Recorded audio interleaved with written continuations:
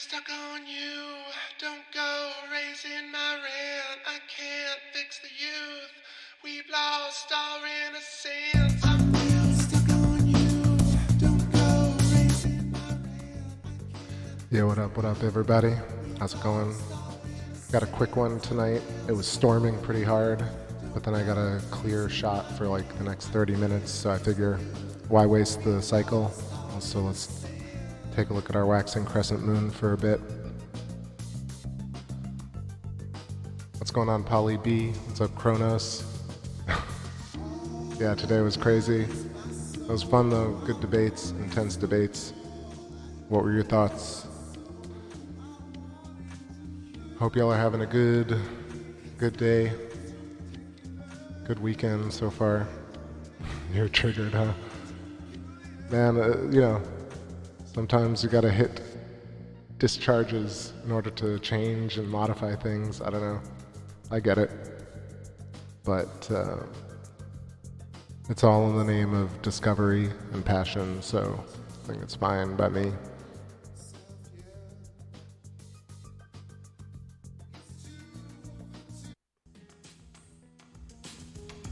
Yeah, so no other planets tonight. Everything is already set, and the moon is racing towards the trees.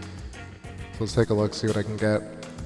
And then, yeah, it'll be a quick one today.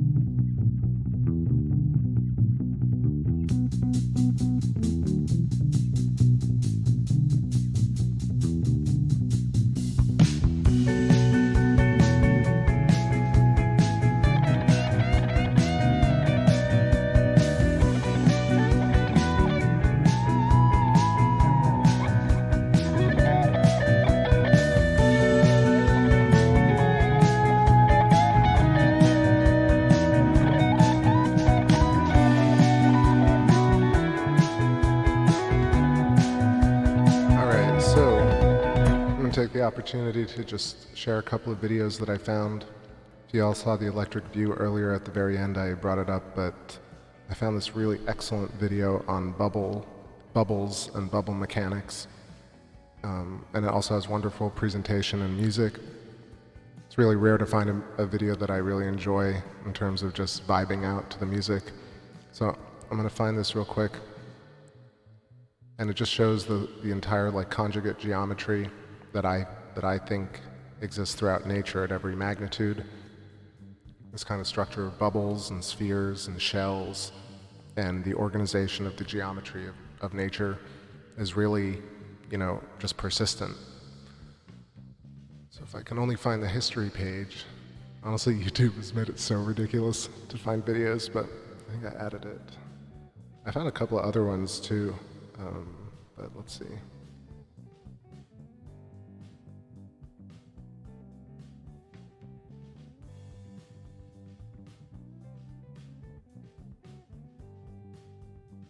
I really, really like this video.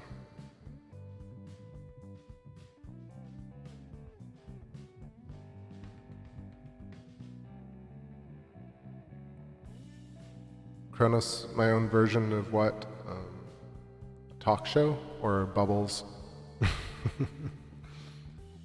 I kind of really feel like I should be inviting people to have talks on the channel, but I feel like there's also a flow to Take Back Space, which is music, and playing music, especially when I'm on the other computer, on the 11. I like to play live, and so I don't know. It doesn't make for the best interview format, but I think I'm definitely going to do a show, some more shows in the future. What's going on, Ryan? North Carolina, what's happening? So please share this bubble video with people if you choose to. It really has just amazing imagery in terms of, one, doing real experimentation with bubbles. It shows how spheres form. It shows how when spheres meet, they create these boundary layers. You could say naturally, but really it's because they're trying to find the strongest form, the most efficient form. It shows that nature is smart and efficient. In the video, although it's something I was talking about today on the electric view, which is the self-denigration of even in this bubble video, they're like, nature is lazy. No, nature is smart. There's this really weird way of constantly self-deprecating and just tainting success by calling it something it's not. So, for example, bubbles create these shapes and these platonics and these boundary layers because there's awareness and there's intelligence. And I think when you use the word lazy, there's a connotation of thinking, oh, that's really bad. It's just the universe is stupid and it's lazy. But it's not really true. Efficiency is not necessarily laziness. So even within this video that I love, there's language that just we need to get away from, I think, in order to achieve greater things. But either way, using pipettes and filling bubbles and cavities with smoke in order to see the geometry of nature, you realize that all the dark matter and dark energy, this is, to me, this is sort of what's happening in space. Things are held together through counter space, which are these giant plasma bubbles. And that's how we have telepathy and communication, spooky action at a distance, instantaneous action through these filaments, but also through these layers of plasma that connect with one another and share boundary layers. So I think that's also like what air is. Like the boundaries between people are these boundary sheaths of plasma that have information.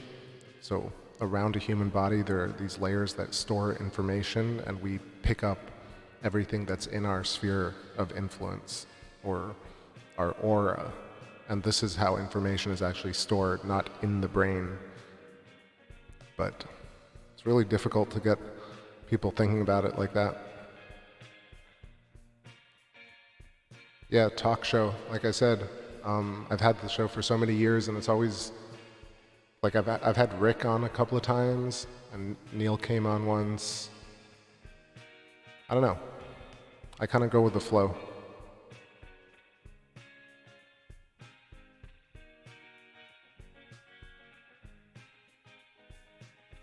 And there is really wonderful mathematics behind bubbles, like Polly B is saying.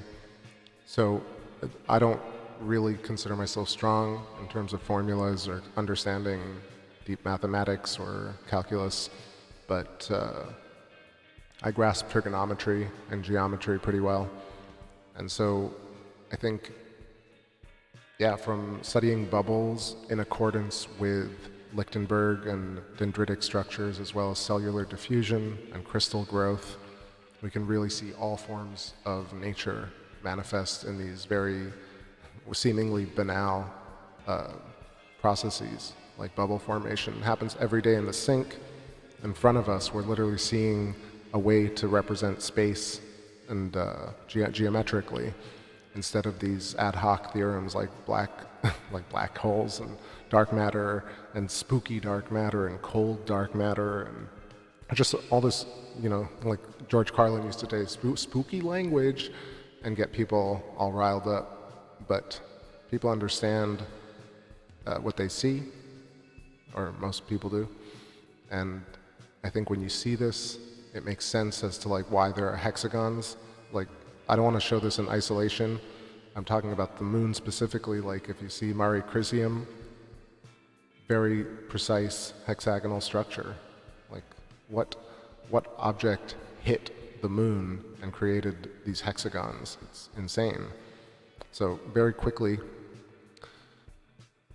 there's a reason to believe that the moon's surface was boiling and there were big bubbles forming, like literally a bubble the size of Mare Crisium, which is like, I don't know, 300, 400 kilometers across. And then as it was growing, it kind of hit these boundary layers and kind of was formed into a hexagon by density. And like, why does that appear on the surface of the moon? Like, that's just really crazy. I feel like in terms of science, when you see videos being discussed and people talking about science, they never talk about these very specific things that would unhinge and turn over a new page in the paradigm of geology, which is huge. This one thing that I'm looking at right here, let me get my little telestration program pulled up.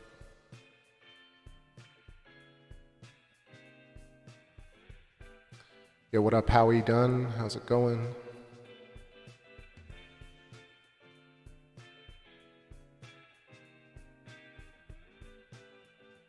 Right, so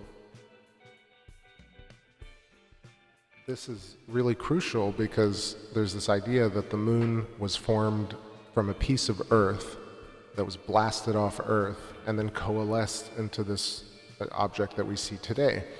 And really that's it, settled science pretty much. You don't really have people in the public sector or in mainstream, or even people who are thinkers, don't even consider readdressing the age of the moon or the formation of the moon, which is one, non-conspiratorial, two, extremely interesting, and three, profound if changed. If we could change how geology is interpreted, then we can readdress a lot of big ticket items like dinosaurs. There are a couple of things that Thunderbolts Project has touched upon, but really fossilization, the age of Earth, how to arrange historical references and records. I mean, Kronos, you're doing that stuff, Tess is doing that stuff. A lot of people are trying to reassemble and reinterpret the historical record, but that's pretty new. I mean, who had access to all these different resources at once? I definitely think that, eons ago, like, we had high-level races, but I wonder if they had things like actual computers and screens versus telepathy. I feel like there were these ancient cultures, not alien, but human. However, I wonder if we're the first age that has evolved this like plastic silicon like structure within structure. It's almost like we've created a mushroom network made out of silicon and light. It's profound. It's like an extension of the mind. And so maybe this is the first time in humanity, or maybe it's the Kali Yuga, and we're about to get out of here and being turned into a star. So who knows? Either way, pretty fun journey that we're on. And overturning settled science on the moon is pretty interesting to me. So right here, a hexagon. Let me just get this a little bit better. There we go. And what's happening here is I feel like Mare Crisium was like a blister, and it grew outwards from the center. And as it reached these points, it kind of created a boundary layer.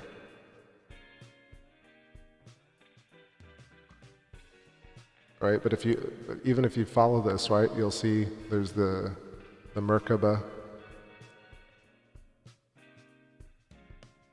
and you'll also see the torus, the hyperboloid, essentially the same shape, conjugate geometry. Clickety-clack.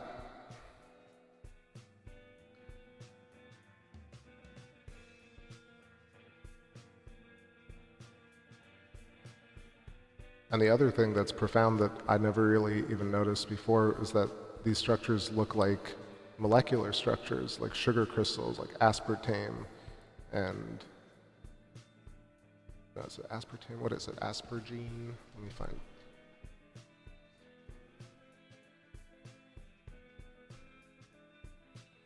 Not aspergillus.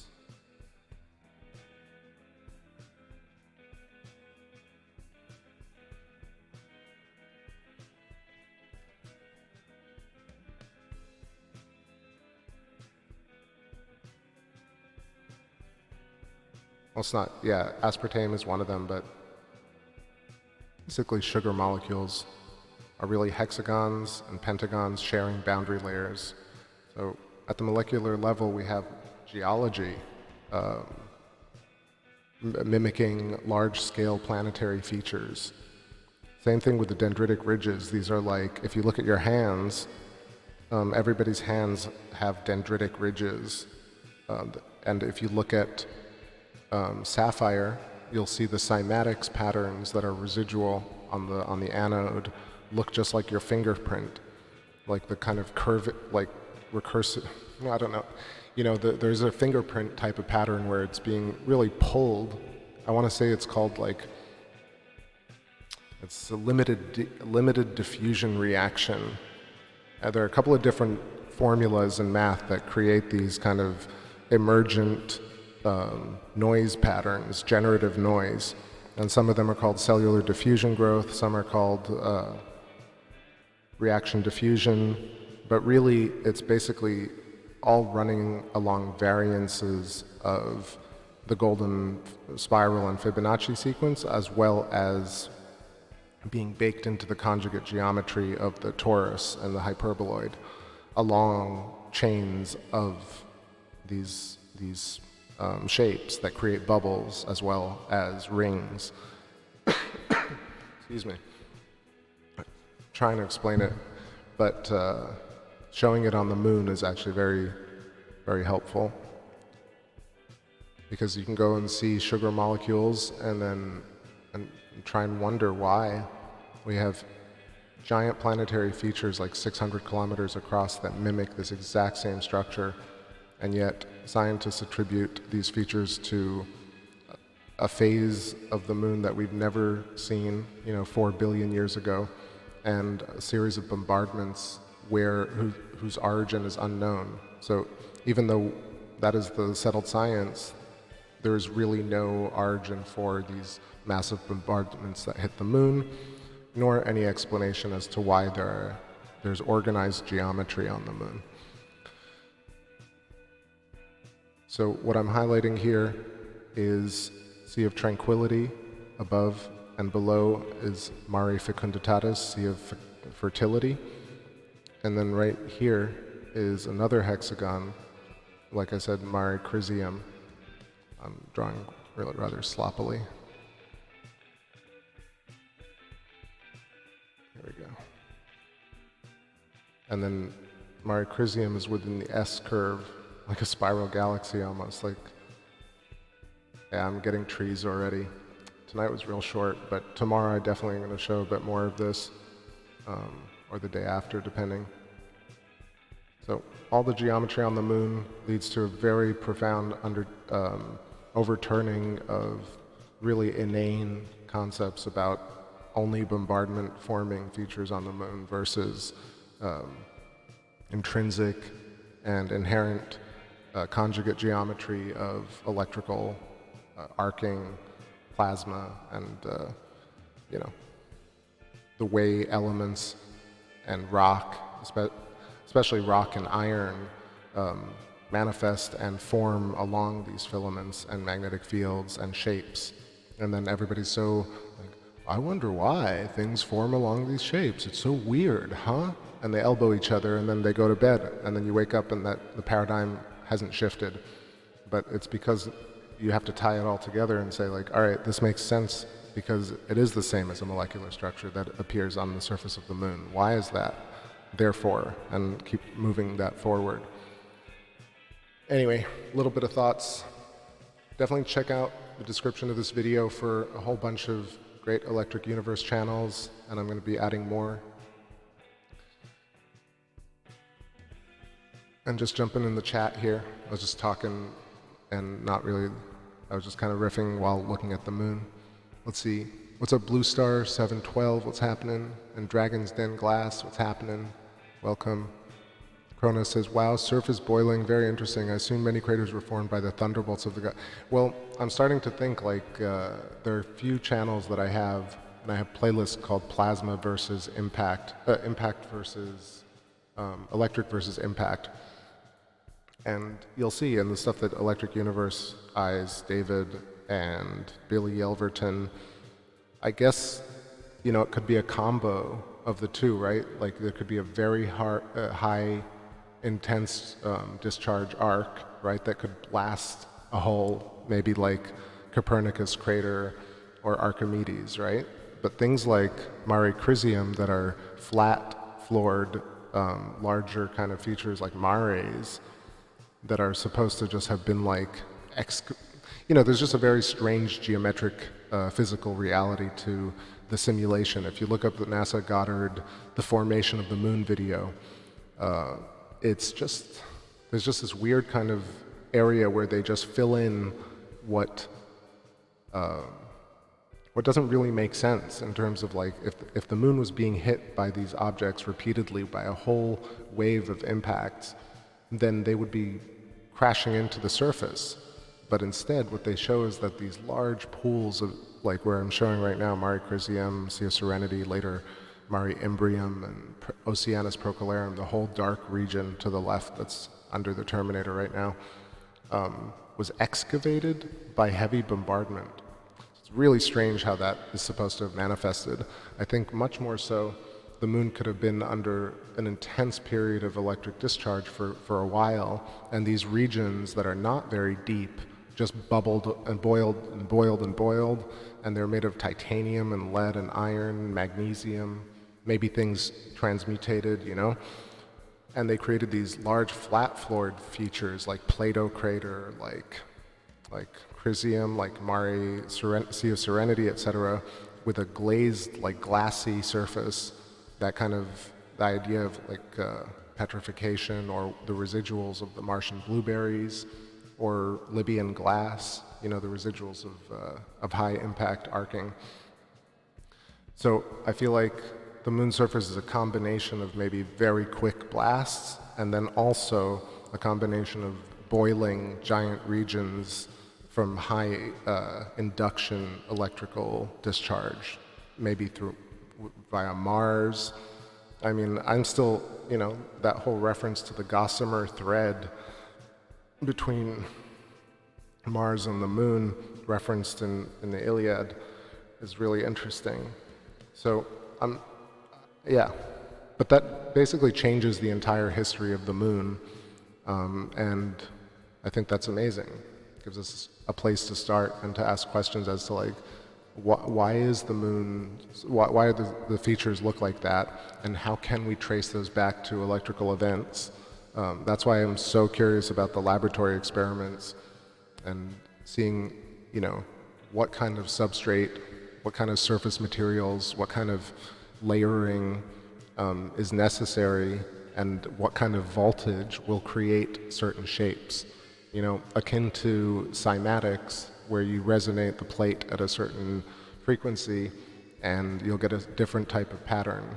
So I feel like electric discharge is a similar thing where it seems random, but I think certain voltage will produce certain types of induction rates. But really, it also depends on the charge density of the material that you're zapping, also probably where that object was in space at the time. So I feel like a lot of these things are not, maybe they're not measurable, ultimately. Look, there might be impact craters as well, but it certainly doesn't make sense as to impact, like giant sheets of impacts hitting the moon to create hexagonal Maria or mare. Like that doesn't make any sense in a physical way. But what does make sense is, you know, high impact electrical arcing, sustained for a while, let's say days or weeks, or maybe even hours, but you know, millions of volts baking the surface of the moon into these bubbles, and like pouring over coffee, and you know, you get these broken bubbles, and then you get bubbles merging and getting hexagons. And then the reason that's the case is because at the very core, you know, the reason they look like molecules and they look like building blocks and they look like cells is because that is the conjugate geometry of our reality. And I think it really makes, maybe, you know, I got some reactions that were like, that basically takes away our free will in a sense, because there's order to the universe. But I don't think so. I think because we are the universe, it's a great reinforcement of the fact that we are completely empowered, because the universe is smart, not lazy or destructive, solely destructive. All right. It's like therapy up in here, but get to do something positive at the same time. So what's up, Kimmy? How's it going? Hey, thanks, Kronos. I appreciate that, man. It's been a lot of years of making a lot of mistakes to finally get to a place where things sort of are making sense and I can articulate it as well. So I definitely appreciate that. All right, let's play some tunes and watch this moon set about to go. And then I'm gonna get some dinner. I'm glad I didn't miss tonight. I was kind of bummed because it was so stormy, but patience paid off here. So.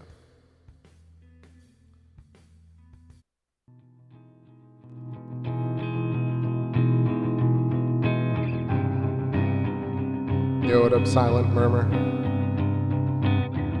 Thanks for hanging out, y'all. Appreciate it.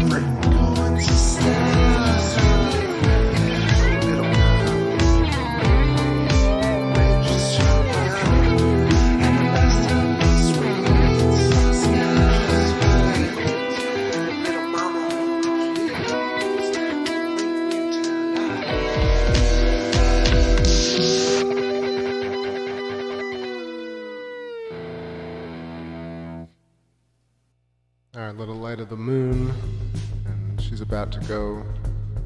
Blue Star says, yeah, the geometry is fixed, such as the answer to pi. Ooh, the answer is always pi, ultimately. Hush me, be quiet. I think it shows how it all can be infinitely large and, I guess, and small, but doesn't have an answer from where we are. So I wonder, like, for a long time I really felt like I needed that, this idea of where are we from or the origin of things, but I think it's partially because that has been this kind of paradigm of pop scientists or mainstream scientists where they're like, it's always about the Big Bang, where it all began. Maybe that's not the right question. I think the more interesting question is, why do we insist on living in a hypothetical version of the past or the future as opposed to this instant right now that we exist in? And when you really think about it that way, you start wondering, you're like, why do I want to think about the past and the origin of things? And why am I so worried about the future? You realize that those are choices that can be made. Ultimately, what I really think is that those are gradient fall-offs of this conjugate geometry.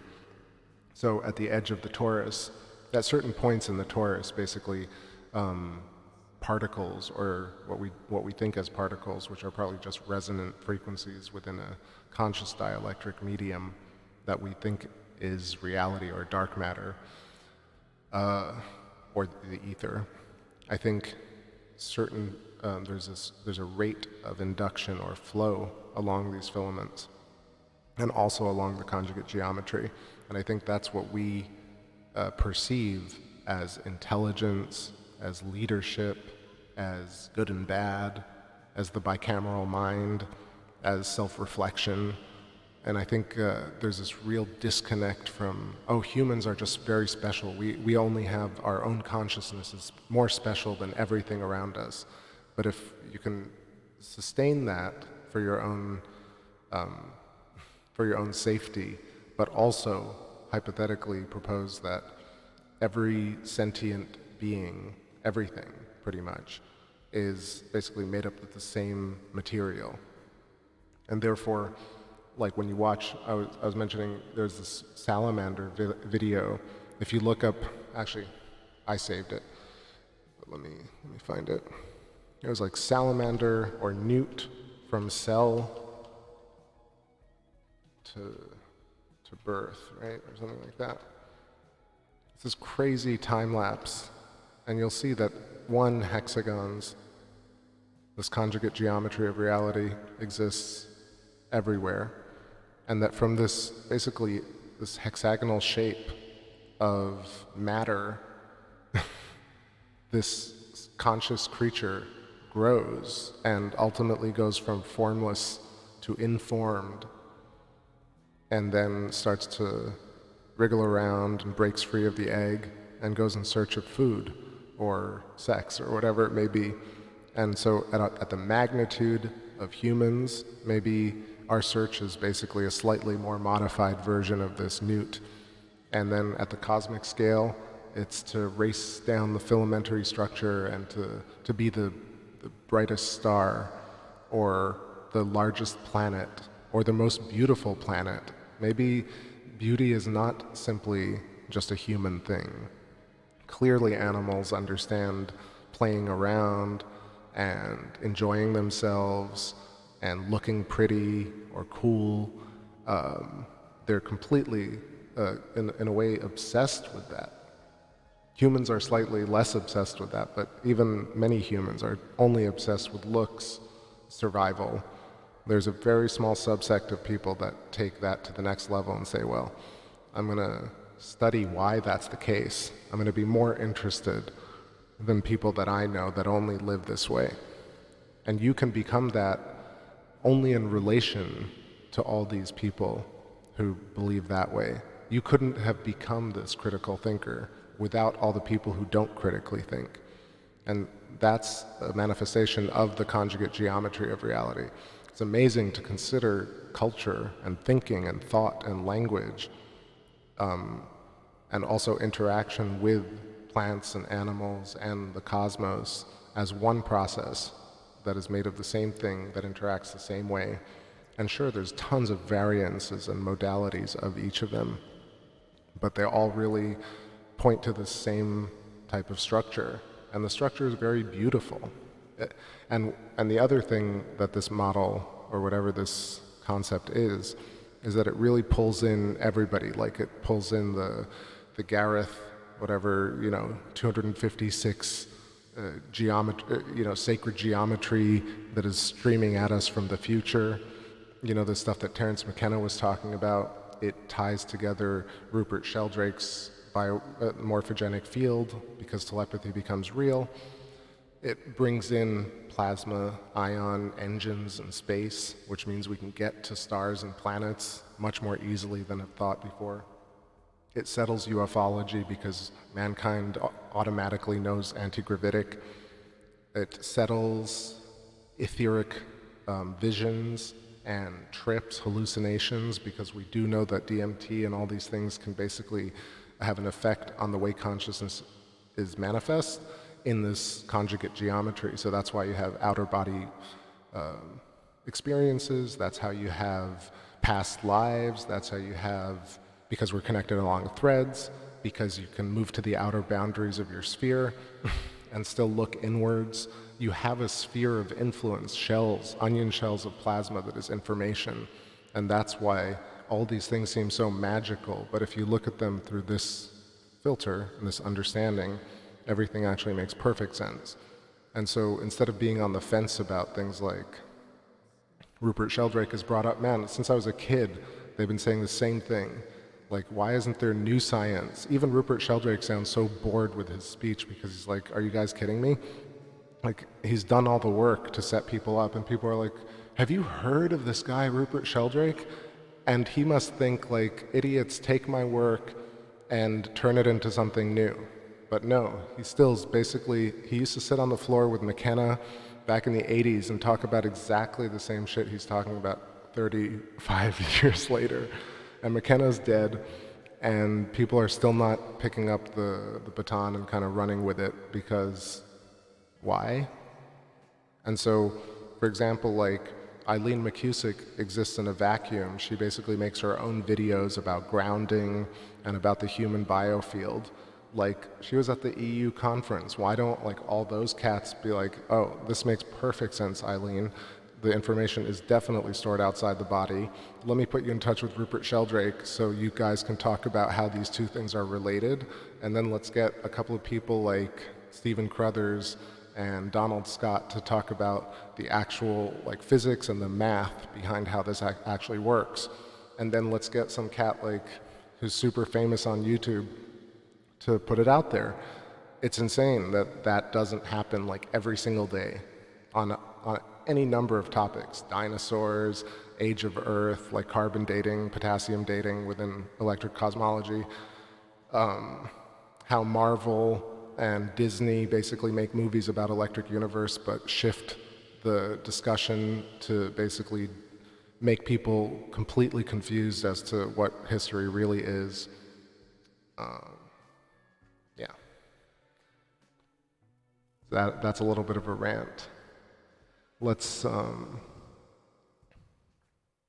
take a little break from that energy. We're way down there. But you know what I'm talking about. It's just, like, so tiresome.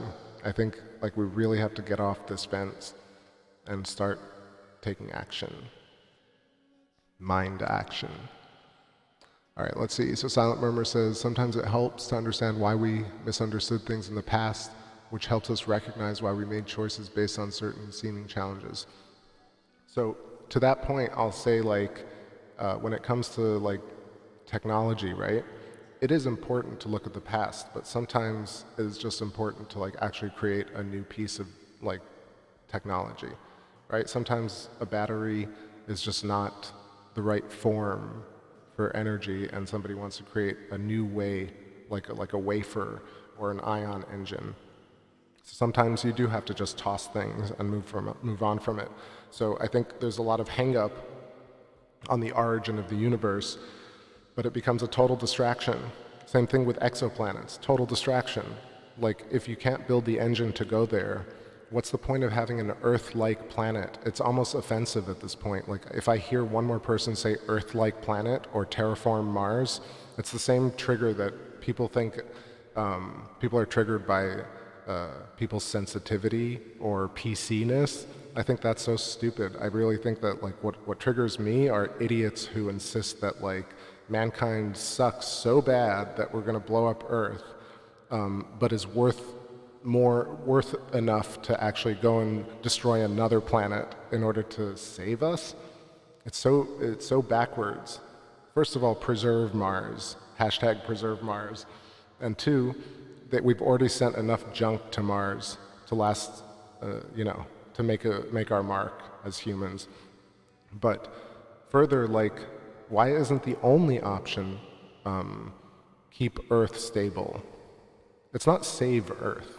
It's keep Earth stable. Earth exists perfectly well. What's nice is stability. And stability can exist without saving everybody and without healing everybody, which can't really happen. I think this is what's controversial for most people who listen to me talk, is that I don't think you're supposed to save the world. I don't think that's like, I think some people think they should, but I don't see the rules written anywhere where humans are separate from Earth, that somehow we're destroying Earth versus we're just using the resources that we created in this imaginary, reality that we live. Like, who said what? No one said anything.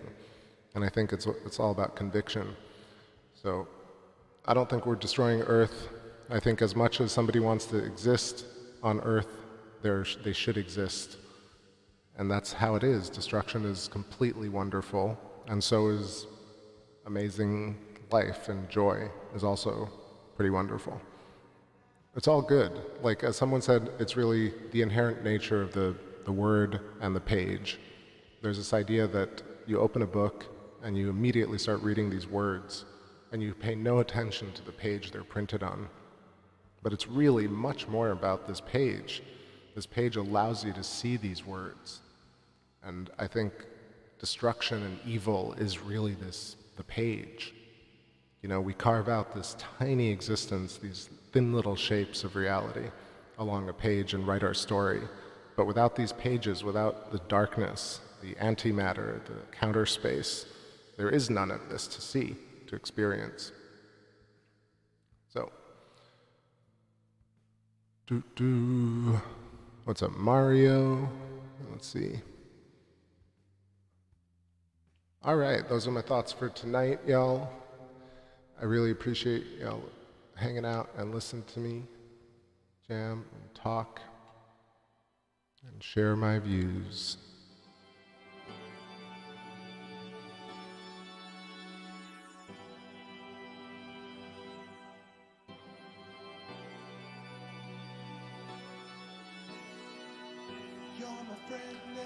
All right, Polly B, have a great one. Silent Murmur, catch you soon. Kimmy, have a great night. Mario, thanks for stopping by. Blue Star, have a great night. Light Moon, hi and bye. Hope you have a great one. Hoppin' Sin, what's going on? Sorry I missed you earlier. Hope you come back on the next show, either tomorrow or the day after, same time-ish. Howie, take it easy. Kronos, catch you soon, bro. And Ryan. All right, everybody. Enjoy the rest of your night. Have a great start to your week. Catch you soon.